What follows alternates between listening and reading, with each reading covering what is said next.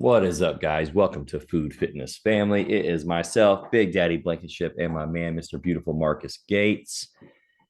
This is going to be a pre-recording, so we're not going to dive into our last 7 days. We're just going to keep this one in our back pocket in case we get too busy, and we'll have an extra goodie for you guys. Well, I guess we can just dive into our topic, man. Let's do it. So we're talking about setting boundaries today. A couple different components of that. Why it's important for you to do that, really to save yourself the stress and allow you to reach your goals alongside everything else that you're doing in life.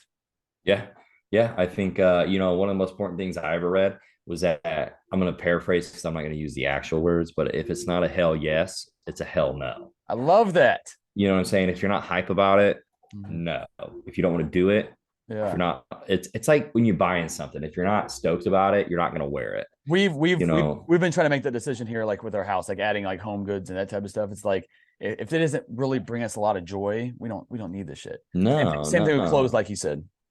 Like we've had that discussion before. Like I don't know what it may be, a bed, a new bed frame. I'm not gonna spend $1,000 on this new bed shit unless I love it. Yeah. Because then I'm not gonna want it. But now I love what I have, and I look forward to getting into bed every night because I Yeah. like it.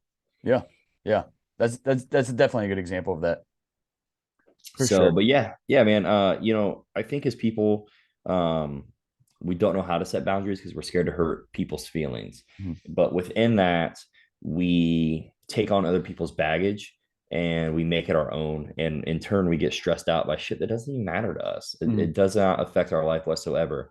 But because we allow people to cross those boundaries with us, it happens. And usually when that happens, you let it happen and that person knows you'll let it happen. So that's why they come to you with it. Yeah. If you're like, hey, Yep. sorry, I really don't know what to do for you, man, then they're going to stop coming because you're going to stop being that person. Now, I'm not saying don't be a good friend and don't have a lending ear, but like, stop making these issues your problem. Yeah. You know what I mean? Just hear Yeah. it and move on from it. And if It's those pretty friends are easy. constantly dumping on you without giving you anything in return, Yeah. essentially, um, then that's an energy sucking relationship that's not really serving you anything either. Yeah.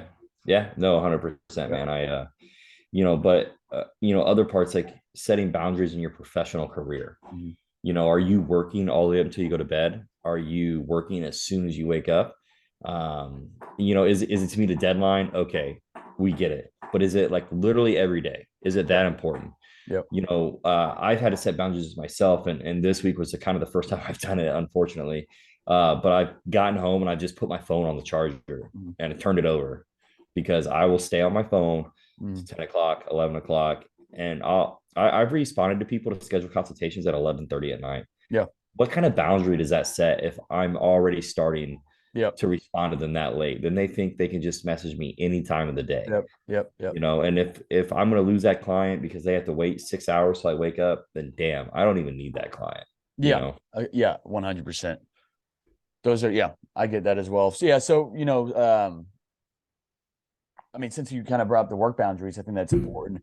I'm also a teacher, and I know that I'll have teacher emails at like 8 p.m., 9 p.m. It'll be a Sunday at 9 p.m. and I'll get a teacher email. And so that's a clear example of just not setting those boundaries at home for those Mhm. for those teachers. But I know that that's applicable to pretty much any profession, things like that. We all get work emails, we all get work texts or client texts or whatever the case is. And so not that you have to have this like hard and fast rule, but some sort of a rule, some sort of a boundary like that. Cause I'm kind of the same thing with my phone. We half of our business is done on our phones through texting or messaging our clients, that type of stuff. And we can do that from anywhere at any given time. Yeah. That can also be a negative thing, like you Yeah. said. So I'm kind of the same way, after 7 p.m. generally, unless there's a deadline, unless like I have to get this client program out or something like that. There's definitely instances where I will work past that time, but if I can put something off to tomorrow at that point, after it's 7 o'clock or whatever the case is, that's what I'm doing. I want to have that quality family time, and I need to disconnect from work since I can do it from home anyway. Yeah. So I look forward to 7 p.m. or so whenever I could actually go put my phone on the charger and be done with it for the rest of the night. Yeah. I'll look at it at 10 o'clock just to set my alarm, and that's about it. And then I also set that bedtime feature, which has been helpful on my iPhone, that I get no notifications after like 9 p.m. or whatever the case is. Oh wow, I'm I winding need to do down. that. Yeah. Well, and then more importantly, even if I'm not trying to look at my phone and look at my messages. Before I had that on, if I like just looked at, to set my alarm or something like that, I would see messages. I would see messages from clients or, whatever the case is. And then I'm like, well, since I read it, my mind already starts kind of going back into work mode. And so that's the reason why I like trying to avoid it after a certain time. And I tell my clients that anyway, if you message me at 9 o'clock and if I'm on my phone already, I might respond, but otherwise I'm not checking it for work purposes. So kind of having those boundaries, same thing on the weekends, same thing if you're on vacation, is you got to set those boundaries. If you don't feel overworked and it's not a stress to you to be able to check those things, then fantastic. But if you can feel it kind of sucking your energy away or pulling you away from your family, pulling you away from whatever it is that you're doing that maybe you've worked your ass off to get to for 6 months, and then all of a sudden you're there and now you're allowing work to kind of creep in and consume your mind. So I think that's super important to get away from. The next biggest thing with this is being able to say no to friends and family. Like you said at the kind of start of this, is we don't say no because we don't want to hurt their feelings. We don't want to, we don't want to distance ourselves from our friends and family by constantly saying that, hey, we can't do this. However, I have a lot of clients that they are those people. Nicole's one of those people as well, that it's hard for her to say no. And because she can't say well, and she takes it on too. She does. She takes on any sort of negative emotions, which definitely makes it harder. But we'll go from not having any plans all week long to all of a sudden she's booked up for 5 straight nights. And then by the end, by night 3, she's like, damn, I'm just so tired. Like, I just don't want to do anything. I'm like, you said yes to everything. And I have a lot of clients that do that as well. Like they want to, they have these goals, these fitness or these health goals, but then they've said yes to all this other stuff. And a lot of that stuff is going to involve eating out or drinking and that type of stuff. And so because they couldn't say no, because they have to say yes to all these things, it makes their goals very, very hard. Then 2 months goes by and we've made no progress because they said yes to 5 different things every single week. And then some of that is not getting to the workouts. And so, a boundary with that and something that the workaround for me, because I'm very busy as well, doing 2 jobs, social life and all that stuff. I've got to prioritize. I've got to look at my schedule on Sunday and figure out, okay, what does my week look like? And I'm always going to get a staple of 4 workouts a week. I'm always going to conquer 90% of my meals. So I'm looking ahead and planning those things out. And that way, that's kind of my boundary setting. If it's not in my schedule to say yes to one more thing this week, then I'm not going to say yes to it. I might try to, push it off a week or 2 weeks, but I think that is something we all kind of got to get over to be able to say no and for it to be okay to our friends and family. And if you feel like they're not going to understand it, explain it to them. If they're a true friend or family, they are going to understand it and respect it. And they're going to want you, if you're spending time with somebody, they're going to want you to be present in that moment. And if you've got 1,000 other things on your mind that you should be doing, then you're not going to, now you're taking away from yourself and you're taking away from that experience and from whatever work it is that you're wanting to be doing at the time. Yeah, man, I really don't know what I have to add to that. I think you kind of crushed it. I think the biggest thing we can learn is to say no. It's okay to say no. You know what I mean? You don't have to do everything that comes up. You don't have to make plans every weekend.